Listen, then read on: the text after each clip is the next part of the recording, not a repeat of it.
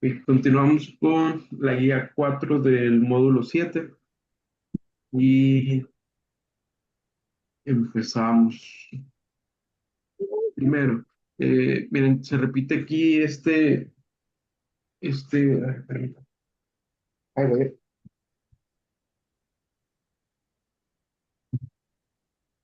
¿Qué módulo es? Perdón, porque no he sacado la. El 4 Ah, perdón, gracias. de nada. Me paré tarde. Ah, disculpe. Miren, se repite en esta primera diapositiva los elementos del proceso de comunicación. Acuérdense, en el proceso de comunicación, los principales personajes, podríamos decir, son el emisor, el receptor y el mensaje. ¿Sí? El emisor es la persona que manda el mensaje, el receptor es el que lo recibe y pues el mensaje es la información que está de por medio, ¿no? Acuérdense que puede ser verbal o puede ser no verbal, pero bueno, alrededor de estos tres principales personajes, hay algo que los rodea. Está el canal, que es el medio por el cual se transmite el mensaje, que puede ser, pues si es cara a cara, pues el canal sería la voz. Si es por teléfono, pues sería la bocina, el auricular. Si es por videollamada, pues sería la cámara, la bocina, ¿sí? Es por donde enviamos el mensaje. Y el código hace referencia al idioma que estamos hablando, al lenguaje, porque es un conjunto de reglas y signos que comparten el emisor y el receptor.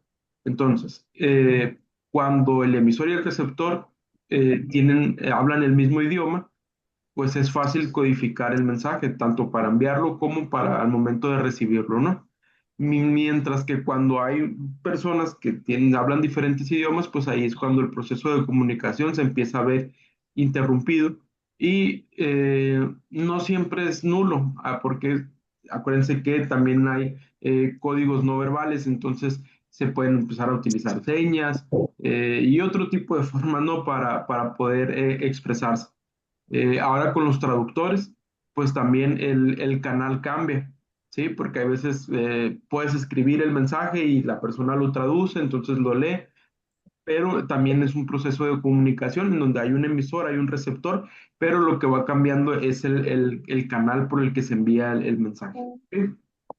Entonces, elementos de la comunicación emisor, receptor, mensaje, código y canal, ¿ok?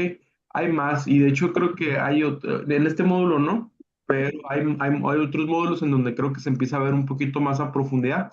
Por ahí, igual a lo mejor lo ven en el examen, no, pero hay otro que se llama ruido, ¿sí? Dentro del código perdón, del proceso de comunicación, está el que envía el mensaje, el que lo recibe, el mensaje mismo, el código que es el idioma y el canal, pero hay algo que se llama ruido y es muy, muy literal. Por decir, si estamos en un proceso de comunicación cara a cara y hay una bocina o hay el ruido de un camión o de lo que ustedes se quieran imaginar, ese ruido disminuye la efectividad en el proceso de comunicación. Pero por decir, si estamos hablando por teléfono y la señal se está cortando, ese pasa a ser el ruido, ¿sí? El ruido es todo lo que interviene en el proceso de comunicación para que el mensaje no sea tan, tan claro, ¿no?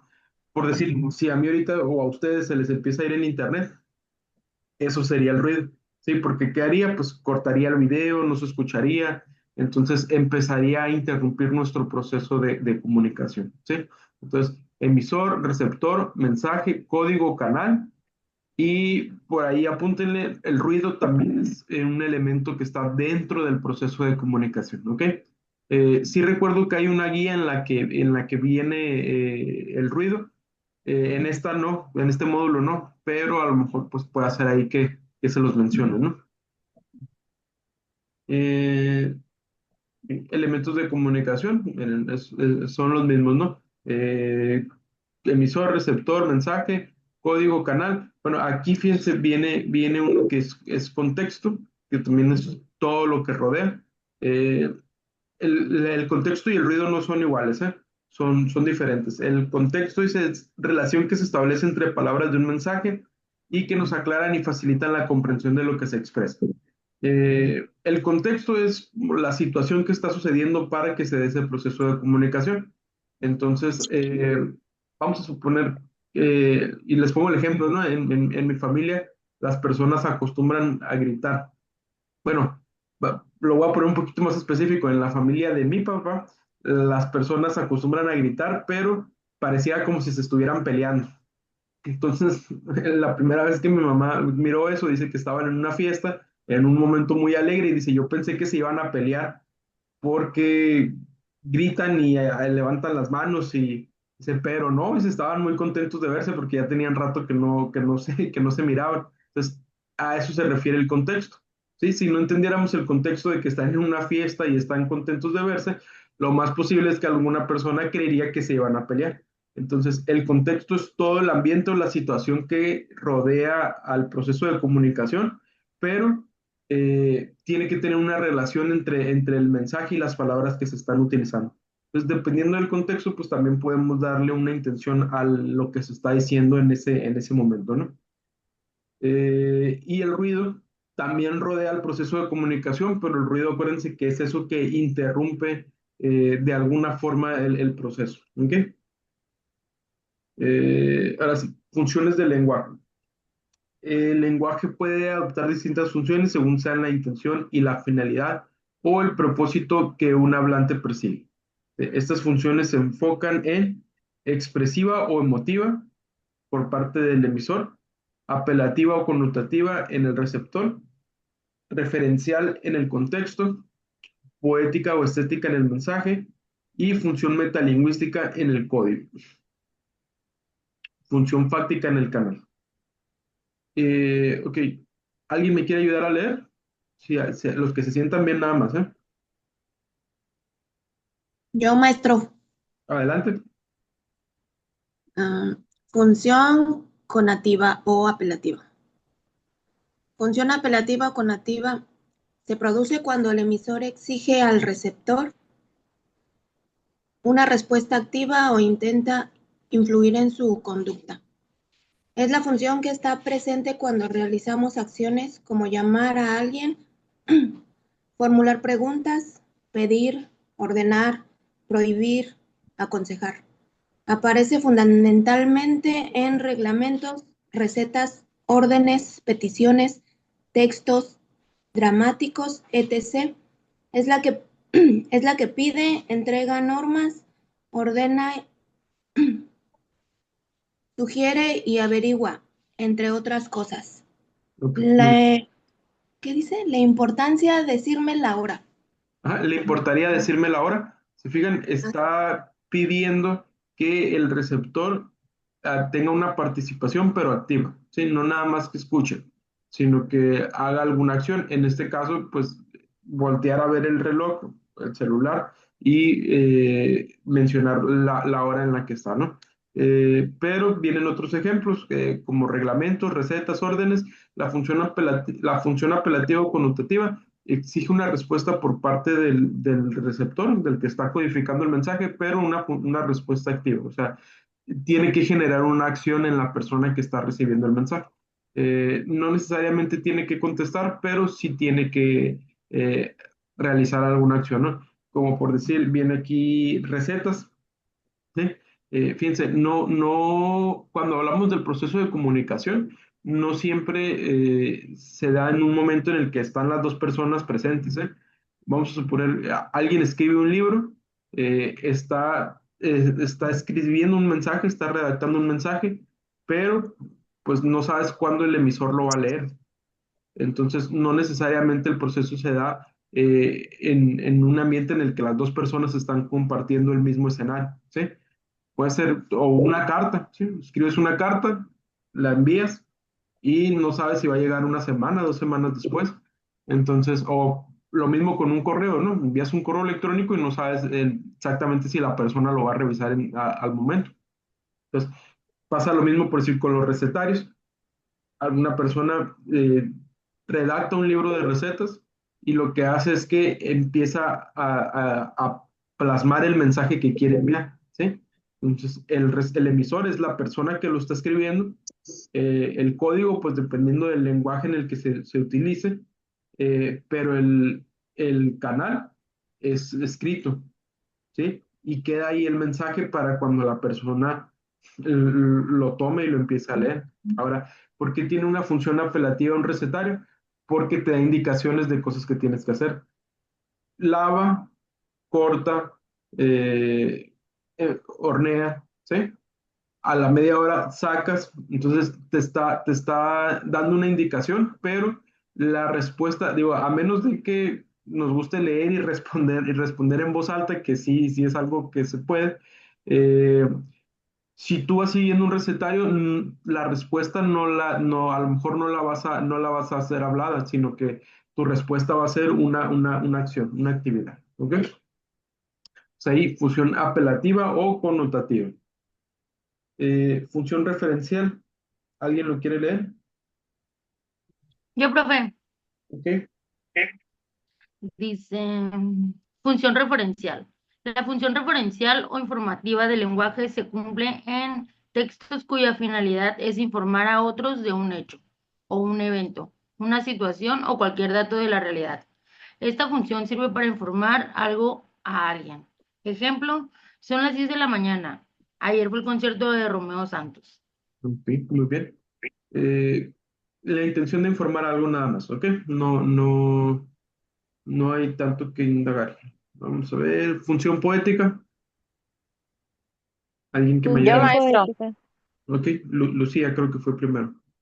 Función poética. Transmite un mensaje a través de la belleza de la palabra. Esta función se halla presente sobre todo en las obras literarias y especialmente en poesía. Ejemplo, en tu sonrisa encontré mi felicidad. Tú eres mi inspiración. Ok, muy bien, gracias. Siguiente, Mayra, ¿me ayudas a leerlo, por favor? Función emotivo-expresiva. El lenguaje cumple la función expresiva cuando permite comunicar a otros los estados de ánimo, las emociones, los sentimientos o sensaciones del emisor. Está siempre presente en oraciones exclamativas. Ejemplo, bravo, magnífico, qué calor. Muy bien, Mayra. ¿Se fijan cómo hizo Mayra la entonación? Cuando el mensaje se transmite por un canal que es escrito, pues se utilizan estas funciones exclamativas para denotar que estamos diciendo una emoción, ¿sí?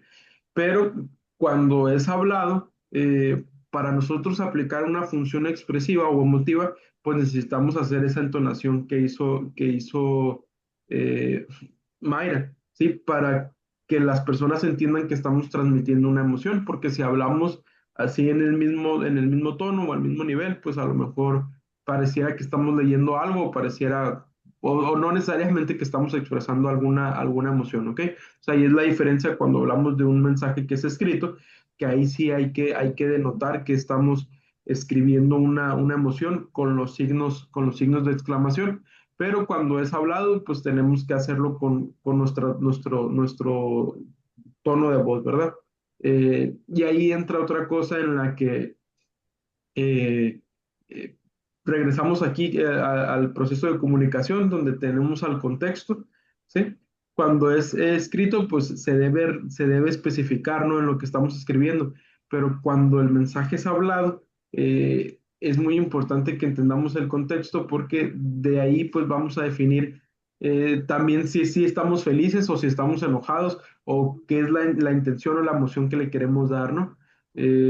Por decir, aquí en Mexicali a las 3 de la tarde decimos qué calor, pues lo más posible es que todos entendamos que no estamos muy a gusto, no estamos muy cómodos, pero si vamos de vacaciones a la playa y estábamos en un lugar que estaba haciendo frío, pues a lo mejor el contexto nos indicaría que a gusto, ¿no? Que está haciendo calor. Entonces, ahí es donde el contexto también le da una intención al mensaje que se está transmitiendo, ¿no? Más allá de que estemos expresando una emoción en lo que decimos o en la forma en la que lo escribimos, pues el contexto también nos ayuda a identificar pues ahora sí que la emoción o la intención dentro del el mensaje. Función fáctica. Este ya lo habíamos visto, creo que la guía pasada también. ¿Alguien se acuerda sin leerlo? ¿Alguien se acuerda qué es la función fáctica? ¿O alguien me ayuda a leerlo, por favor? Función fática. Facilita el mantenimiento de la comunicación. Se usa para verificar cada cierto tiempo que la comunicación entre interlocutores no sea interrumpida. Ejemplo, ¿estás ahí? ¿Me oyes? Muy bien. Como por ejemplo, ahorita cuando estaba pasando la lista, alguien implementó la función fáctica. ¿Se acuerdan? Sí, fui Sí. yo. ¿Sí? Cuando no se escuchaba, ¿verdad? Cuando no, bueno, más bien no es que no se escuchara, sino que yo dejé de hablar y no les dije que no estaba hablando. Entonces, ¿qué parece que hay ruido, que de alguna forma se interrumpió la comunicación? Se me fue el internet, me está fallando la bocina, la computadora, etcétera, ¿no? Entonces, ¿qué es lo que hacemos con la función fáctica? Pues establecemos otra vez mensaje. Entonces, Mayra comenta, ¿soy yo o no se escucha? Entonces, ahí yo recuerdo que no les dije que ya había parado de hablar y entonces restablezco la comunicación, ¿no? ¿Qué otra cosa podría hacer? De repente, si se me va el internet y, a ver, prendan sus cámaras o siguen ahí, prendan sus micrófonos, función fáctica, ¿sí? Para establecer que sí estamos en contacto todavía. Eh, Cuando es cara a cara, cuando es presencial, aplica la función fáctica también, ¿sí? De repente si ves distraída a la persona y para que la comunicación no se interrumpa y regrese a donde estamos, ¿no? Oye, ¿me estás escuchando? ¿Me estás poniendo atención? ¿Estás distraído? Eh, Todo ese tipo de palabras, preguntas, oraciones o afirmaciones que restablecen la comunicación o para verificar que la comunicación no ha sido interrumpida, le llamamos función fáctica, ¿no? Como cuando los radios, cambio y fuera, esa es función fáctica, ¿sí? Para anunciarle a la persona que ya terminé con mi participación y ahora él puede volver a hablar, ¿no? Entonces, vamos a la que sigue. Función metalingüística. ¿Alguien lo quiere leer?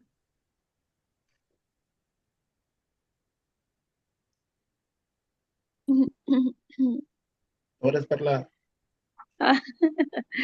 Función metalingüística. Se centra en el código, es la función que reflexiona sobre el lenguaje mismo.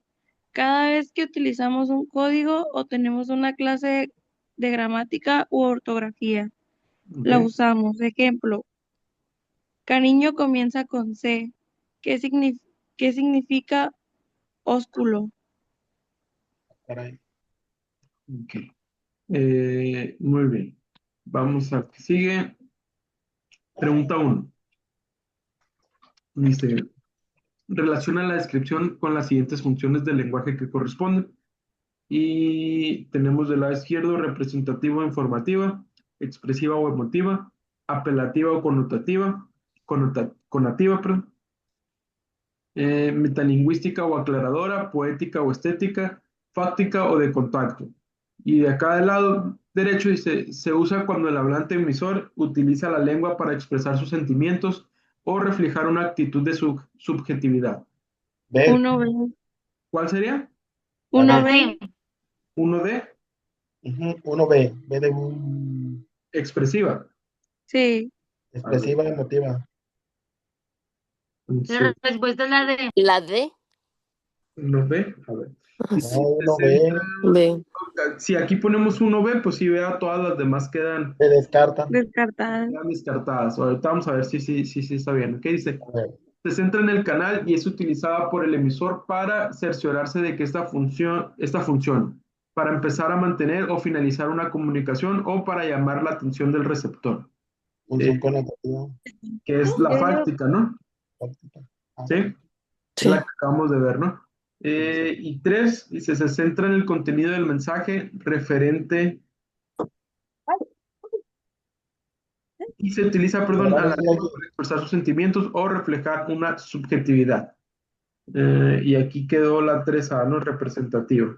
Bueno, vamos a ver si nos quedó bien. Mm, Muy bien, a ver, ¿ok?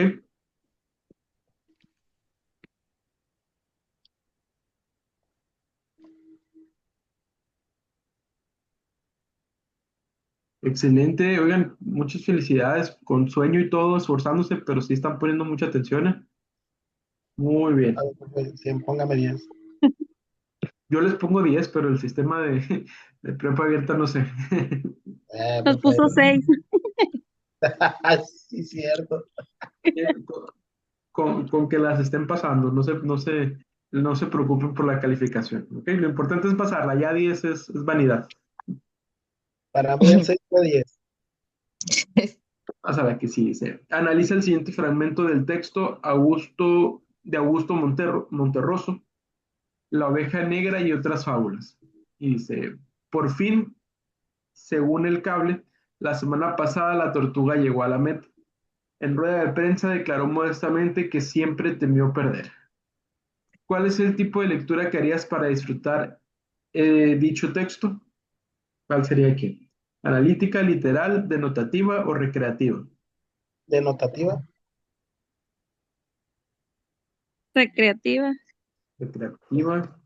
Pues sí. Analítica y receptiva. Recreativo, Ok, aquí les literal, pongo la palabra recreativo. Ah, al recreo. ¿Al recreo? ay, Ok. no. Que hay que recrear la escena pues sí, una recreación de una escena o de un episodio.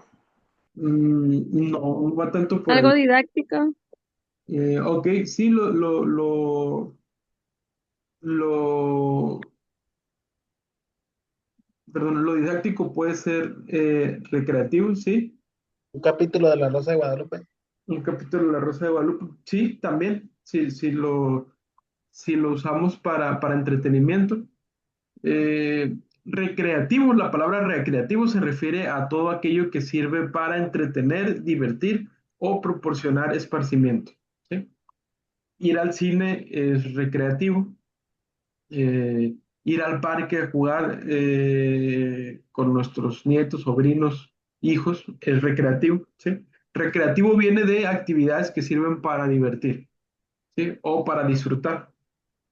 Eh, Podemos ir a un restaurante de forma recreativa, a pasar el rato, a divertirnos.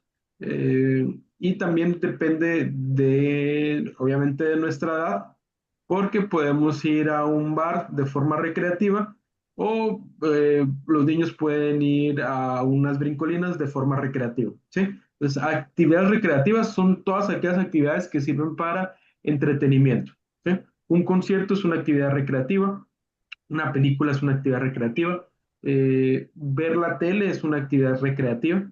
Entonces, si se fijan aquí, dice, ¿qué tipo de lectura harías para disfrutar dicho texto? Una lectura recreativa, ¿sí? Por decir, si ustedes están estudiando para el examen, pues la función a lo mejor no es recreativa, a algunos a lo mejor sí les gustará estudiar y les divertirá, ¿verdad? Pero si están a lo mejor leyendo una nota que les llama la atención o les gusta o les divierte o les entretiene de alguna forma, pues eso se considera recreativo, ¿sí? El celular lo usamos para comunicarnos, para investigar cosas, pero en su mayor parte del tiempo a lo mejor lo usamos de forma recreativa, ¿sí? Para ver videos en YouTube o escuchar podcasts o poner música, ¿sí? Eso es actividades recreativas. ¿Ok?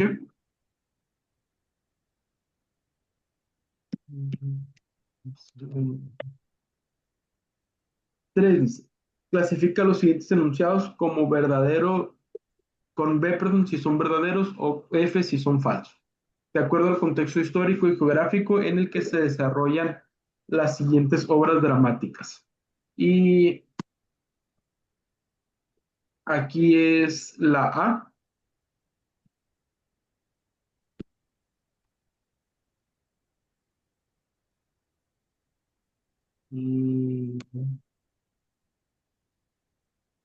Dice, Don Gil de las Calzas Verdes se desarrolla en el siglo de oro, verdadero.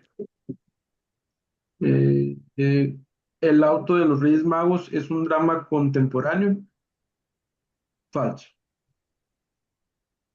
Edipo Rey es un drama griego,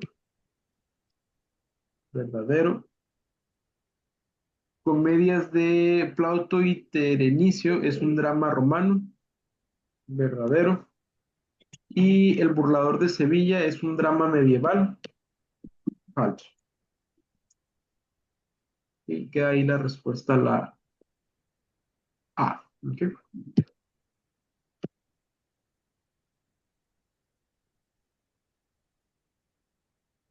Mm, 4 dice. ¿Qué tipo de descripción se hace en el siguiente texto? Justifica con ejemplos tomados del mismo texto. Y dice, el güero es quien cobra las cuotas de los locatarios, tiene dientes amarillos y ojos azules. Su cara es fea, arrugada, posee mucha fuerza y aguanta hasta 100 pollos en la espalda. Y aquí es la respuesta, la C. Es una descripción prosopografia.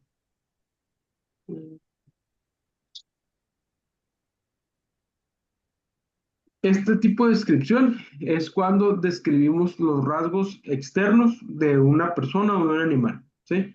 Rasgos externos son los que son visibles, eh,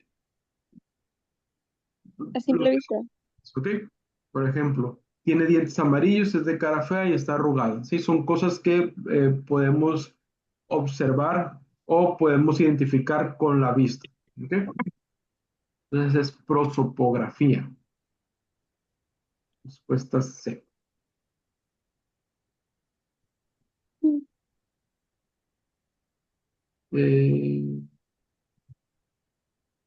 5. Sí. ¿Cuál de los siguientes elementos consideras para hacer un análisis crítico de un texto dramático? Y aquí es la respuesta D. 3, 4 y 6. Escenas, contexto histórico y geográfico y uso del lenguaje.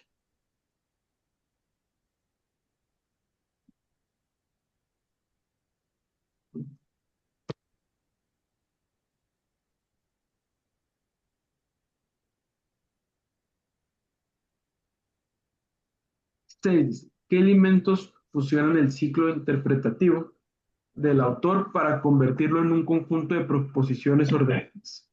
Es la respuesta C. La estructura de conexión y coherencia del ciclo interpretativo.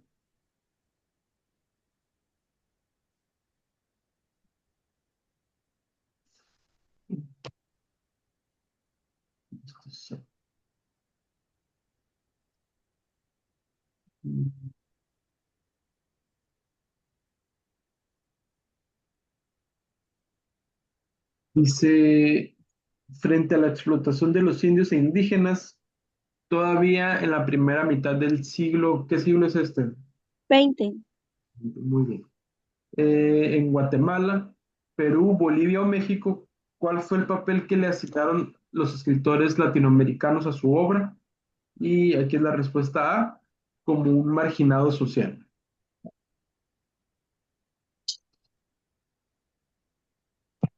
Perdón, ¿cuál era la respuesta de las 6? La C. La C. Gracias. No.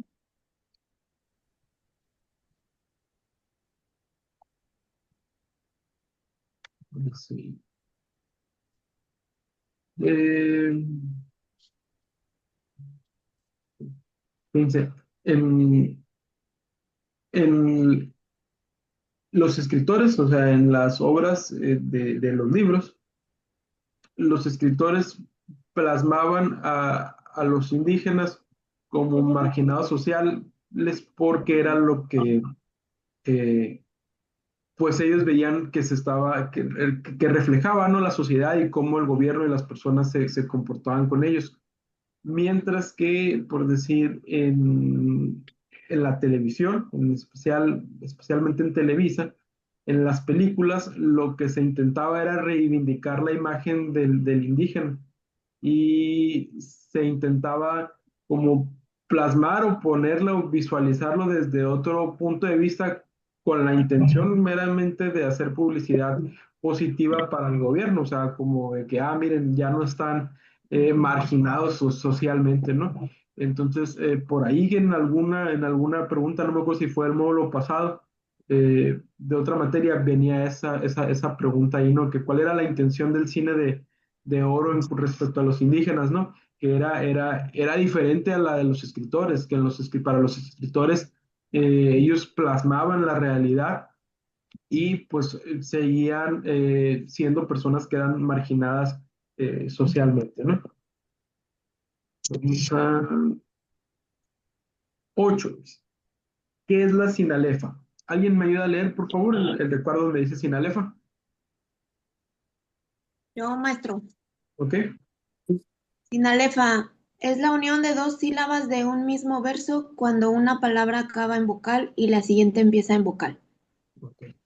Donde brillas a guasmil, so, soplael, bien, toa, chubas, chu, no, vas, cado. Bueno, aquí miren,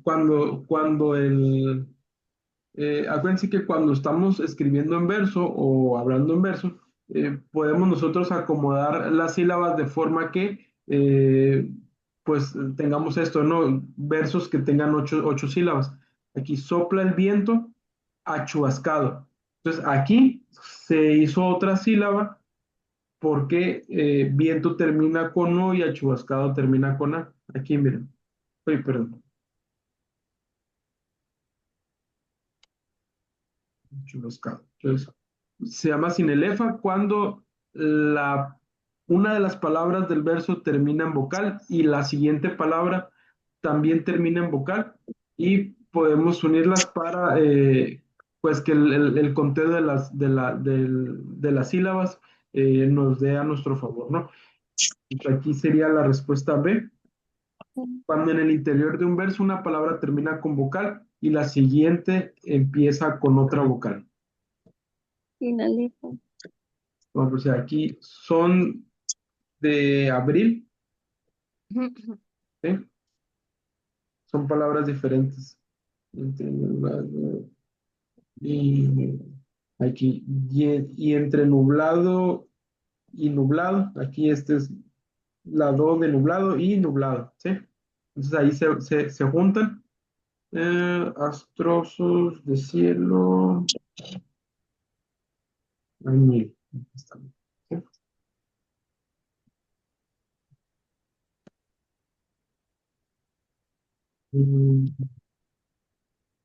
9.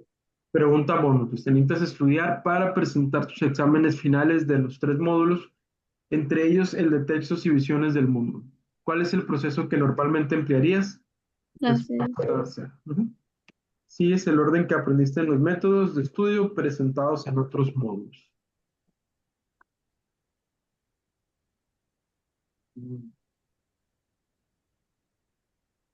Clasifica las siguientes obras dramáticas según su tipo.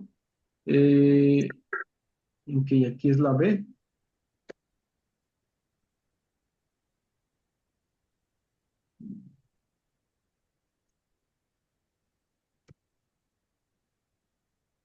Dice 1D. La vida es un sueño, tragicomedia. Mariana Pineda es drama. El Tartufo es comedia.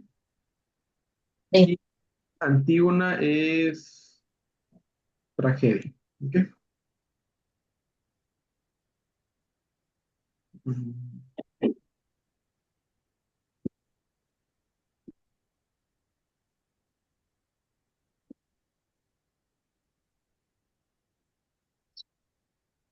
11 dice, en el microcuento La creación de Eva de Álvaro Méndez, ¿Qué frase narra el nudo o enredo? La creación de Eva. Esta se llamará varona porque del hombre ha sido tomada. Adán se sintió invadido por un profundo sopor y durmió largamente sin soñar nada. Fue un largo viaje en la oscuridad. Cuando despertó le dolía el costado y comenzó su sueño. Primero, ¿qué es el nudo en un cuento? ¿Se acuerdan? Es la parte donde se presenta el conflicto o el problema de la historia. Ah, lo estoy leyendo. Mario, no, que te diste cuenta que estaba ahí, pero igual nos sirve igual, ¿ok? Ahora alguien con sus palabras que me diga qué es el nudo. La información más importante. La información más importante, ok, muy bien. ¿Quién El más? motivo por el que se desarrolla El problema, ok. el problema. Es como la parte en la que el personaje se quiebra o es una acción que le da, puede ser los motivos para hacer lo que va a convertirse en el clímax de la historia, ¿no? Acuérdense que el nudo antecede al clímax, es esa parte en donde pues el personaje se quiebra o pasa por una situación difícil y a partir de ahí empieza el clímax, ¿no? Entonces, dentro de este microcuento, dice que qué frase narra el nudo o enredo y es la B. Fue un largo viaje en la oscuridad.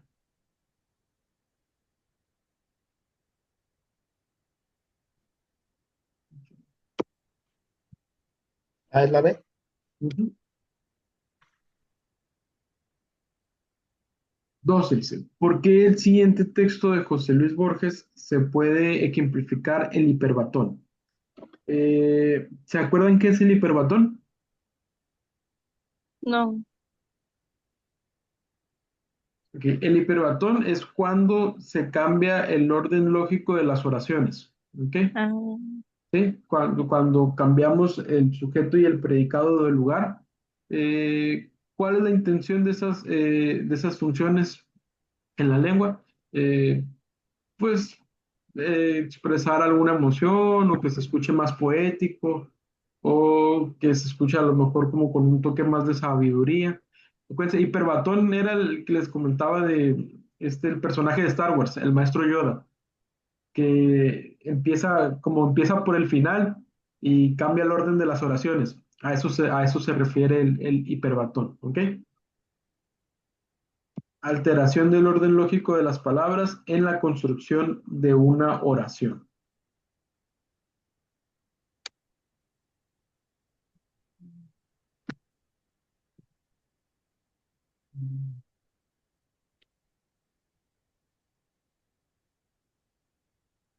Trece dice, ¿a qué factores se refiere cuando se habla de la rareza de un texto? Si es evidente que la interpretación de esta presupone una interpretación del mundo. Y aquí es la respuesta B, que la rareza sea por una enunciación lingüística incorrecta.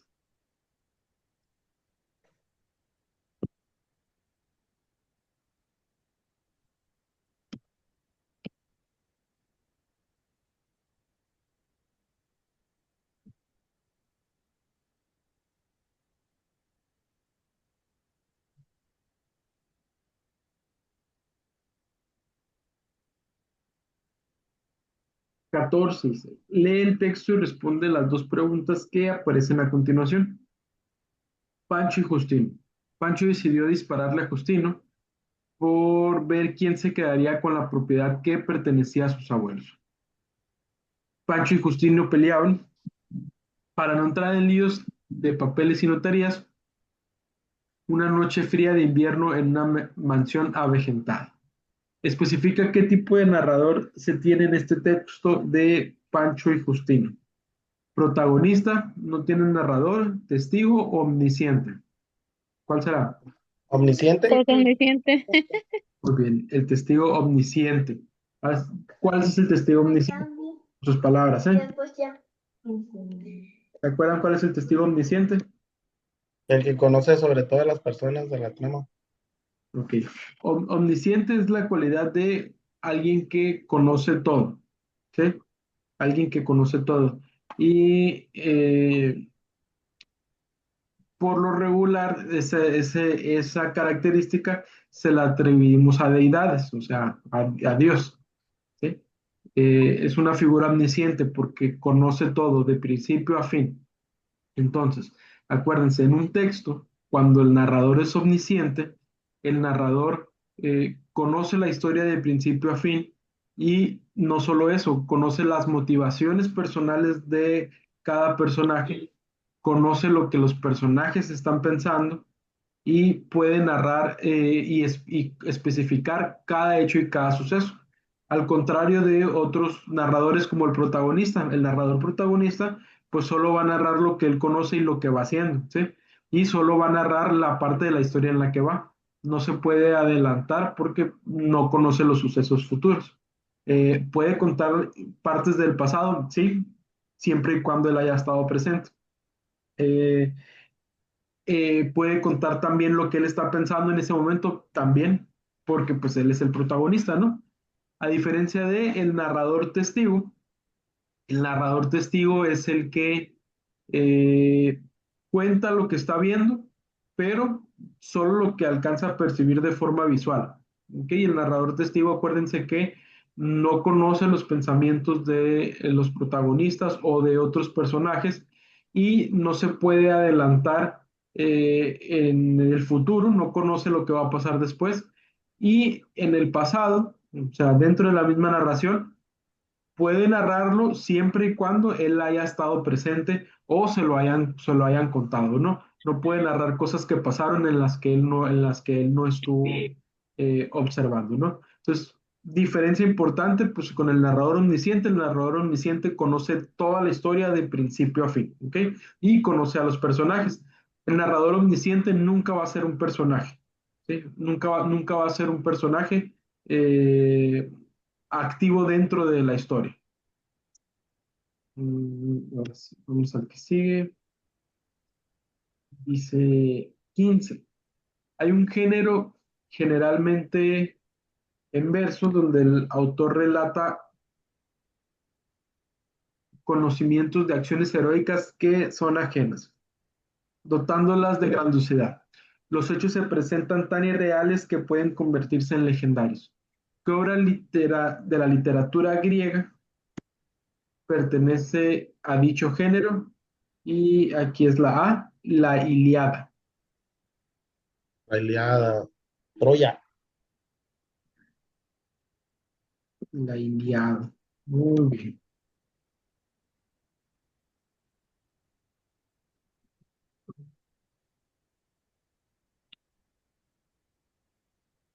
15. ¿Alguien me ayuda a leer la pregunta 15, por favor? La La 16. 16. O 16. 16, perdón, sí, 16. Pero él quiere que lean la otra. De acuerdo al siguiente fragmento de texto de El Buscón, precisa cuál es la figura retórica con la cual Quevedo juega con el significado. Dicen que era muy buena cepa y según él bebía en cosa para creer. Y aquí es la respuesta B. Silepsis, porque utiliza el sentido recto y figurado de una misma palabra.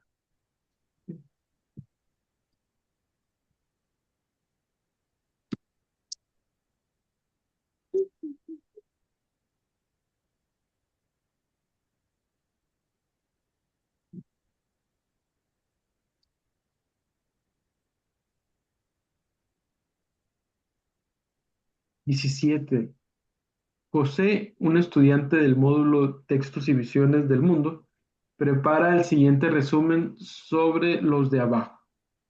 La novela ocurre en las localidades de Zacatecas y El Bajío y narra lo que ocurre a Demetrio Macías y a Luis Cervantes en varios sucesos antes y después de la Roma de Zacatecas. Narra algunas batallas en Celaya y Aguascalientes y el regreso a Huichipilaco, a una situación más miserable que la que tenían inicialmente. ¿Cuál es el contexto principal que hace referencia al resumen de José? Geográfico, Geográfico. ¿Por qué geográfico? porque habla Porque de habla, muchos lugares. Habla de los lugares o de las zonas en donde están sucediendo los hechos, ¿verdad? Ujú. Sí. Muy bien. Excelente. Geográfico.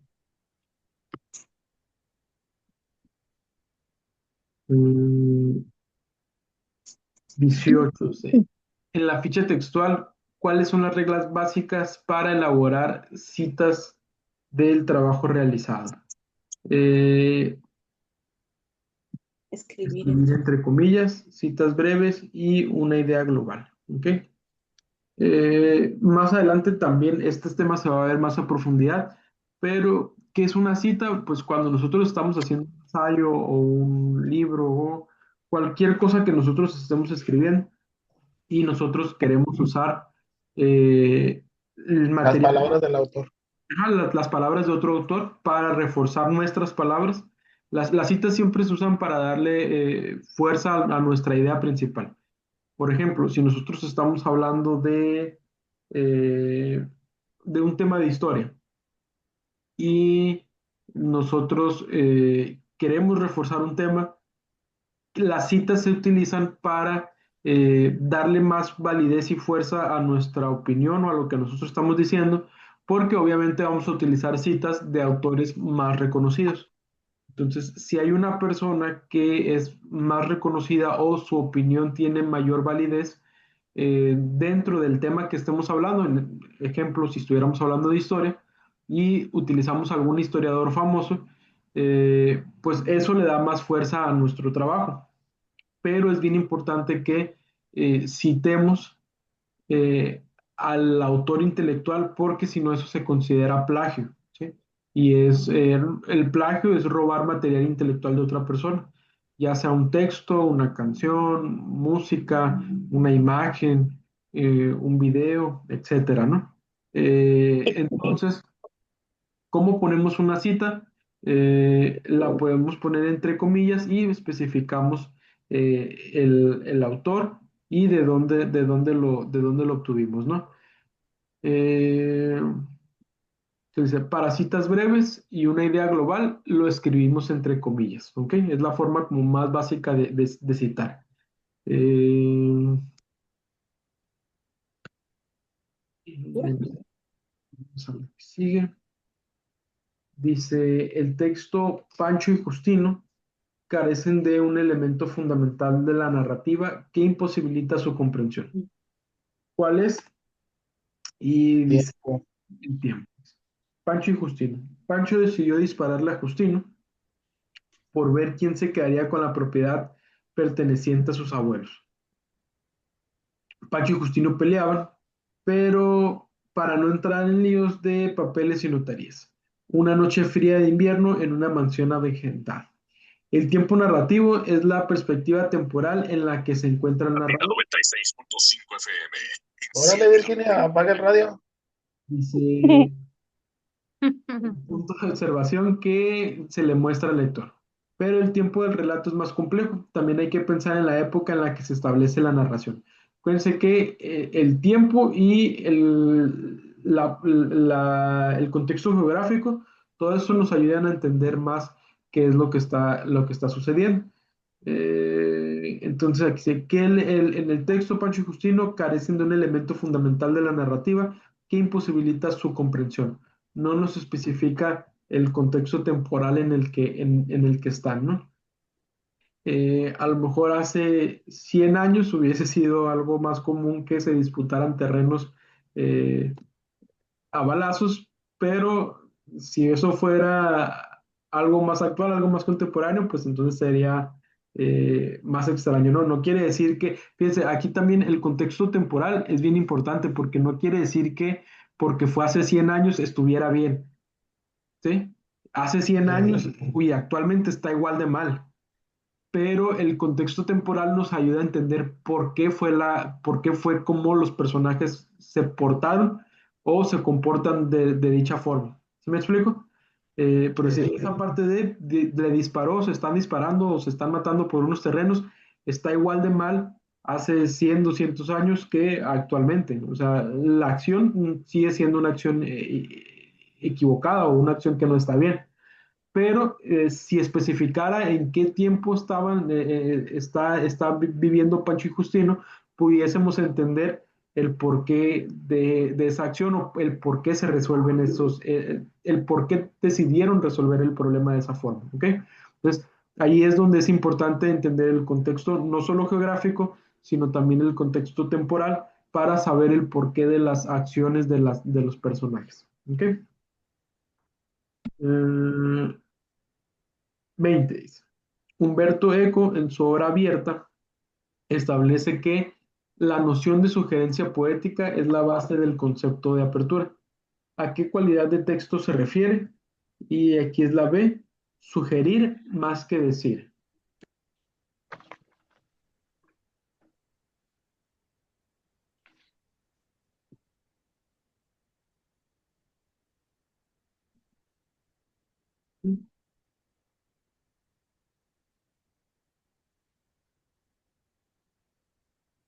Yunus relaciona las clases de contexto lingüístico de la columna izquierda con sus respectivos ejemplos de la columna derecha. Y aquí tenemos la respuesta C.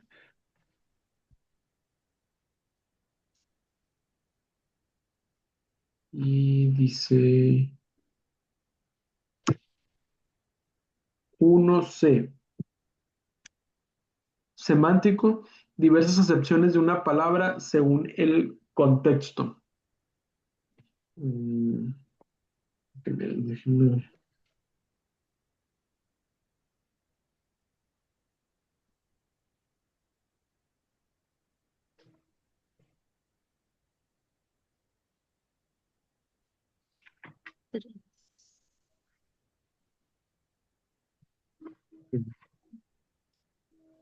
Mm, El término semántico está relacionado con el significado de las palabras o frases o textos. Es una rama de la lingüística que estudia cómo se interpretan los signos lingüísticos y dice, cada palabra cambia de significado con el tiempo. Ejemplo, la palabra ratón. Antes solo se refería al animal, pero hoy también se refiere a una disposición de computadoras, ¿sí? Y si nos vamos al contexto geográfico o temporal, pues en algunas otras zonas ratón también se refiere a alguien que roba. Entonces, eh, mm, otro ejemplo dice, ok, dice, grupo de palabras relacionadas por un significado también se refiere a- al, al semántico, como por ejemplo ropa. Si yo les digo ropa, ¿a qué me refiero? A lo que traemos puesto. Ah, pero puede ser camisa, pantalón, vestido, falda, ¿sí? Eh, Calcetines, calzones. exactamente, todo lo que usamos para vestirnos, ¿no? Entran dentro del mismo campo semántico porque estamos hablando de algo que usamos para vestirnos, ¿no? Eh,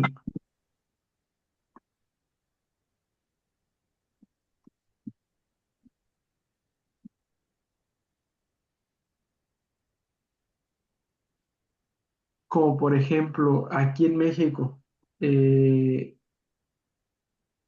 palabras que tienen diferentes significados, pero es la misma palabra. Entra ahí también de lo de semántico, como por ejemplo, madre, ¿sí? Que aquí en México madre la usamos para expresar muchas cosas, madre de mamá, Groserías. pero ajá, como estoy hasta la madre, eh, Oh, madre santa. Madre Santa, sí, una grosería, referencia a la mamá, una expresión, eh, es una madre, o sea, que es mucho, o es una madrecita que es poquito, ¿sí? Tiene muchas acepciones esa palabra, entonces ¿y cómo la entendemos? Bueno, en México lo entendemos de forma natural, pero siempre y cuando entendamos el contexto, ¿sí? Pero es Siempre, la connotación. Ahí aplica también la Sí, sí, connotación que le también la damos, ¿no? connotación. sí, Eres siempre, a toda madre. O estoy hasta la madre de ti. O sea, depende de la connotación que le demos a la palabra. Y también depende de la intención y de la expresión o de la emotividad que le demos. Y como dices, si lo decimos felices y entendemos el contexto que lo estamos diciendo en una situación en la que estamos contentos, pues los que estamos alrededor decodificamos el mensaje como algo positivo, ¿sí? O como algo emotivo o algo, estamos felices, ¿no? Pero si el contexto es en un ambiente tenso, no necesitamos especificarle a la persona que el que está diciendo estoy hasta la madre está enojado, porque entendemos el contexto y sabemos que la intención de la palabra es expresar furia o enojo. Entonces ahí se fijan cómo todos los conceptos se empiezan a unir en un ejemplo tan sencillo como la palabra madre, ¿no? En qué situación la podemos utilizar y pues cambia todo el significado, o no el significado, sino que la forma en la que decodificamos, perdón, el mensaje es diferente y lo que entendemos pues va a ser diferente. Fíjense, ahí también es importante, el código es el lenguaje, pero también hay un código que es no verbal. Entonces, ¿cómo codificamos ese código que es no verbal? Pues con nuestros ademanes, con nuestro tono de voz, entendiendo el contexto, la situación que está sucediendo. ¿Ok? Siguiente, dice, situacional. Esa es la Ah, A. Ujú.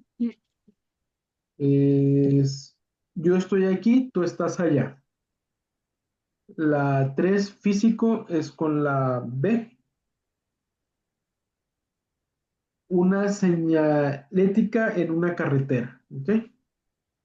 Eh, y cultural va con la D. Para un habitante de Estados Unidos, un comunista es un ser peligroso o malo, mientras que el capitalista es una persona normal y digna de admiración. Caso contrario para alguien en China. ¿Qué? ¿A qué se refiere? Bueno, en Estados Unidos hay un sistema capitalista y de hecho hay, desde hace muchos años hay una propaganda muy fuerte en contra de los comunistas, ¿no? Por eso las películas de Rambo, por eso las películas de Rocky que pelea contra un ruso. Entonces, para Estados Unidos o para los habitantes de Estados Unidos, en la década de los 60, 70, era una propaganda muy fuerte de anticomunista, ¿no? Que de hecho hasta los pintaban como los villanos y personas malas, ¿no? Mientras que en el otro lado del mundo, en países en donde su sistema político es comunista, pues no representa un peligro para las personas en su forma de pensar, ¿no? Porque es a lo que están acostumbrados, ¿no? Entonces, el contexto cultural, pues cambia la perspectiva de las cosas, ¿no? 22 dice, ¿cómo actúas cuando realizas consultas en Internet para tus estudios de textos y visiones del mundo? Eh, La ujú. Manejas de manera autónoma el equipo y los dispositivos de almacenamiento.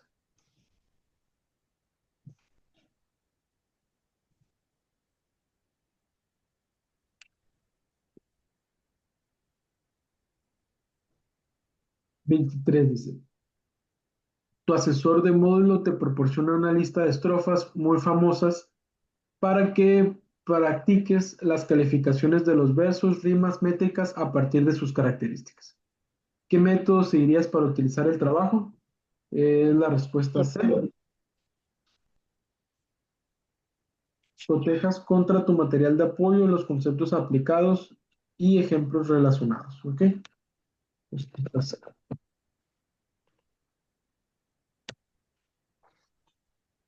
Y listo. con eso ¿Cuál fue la 20?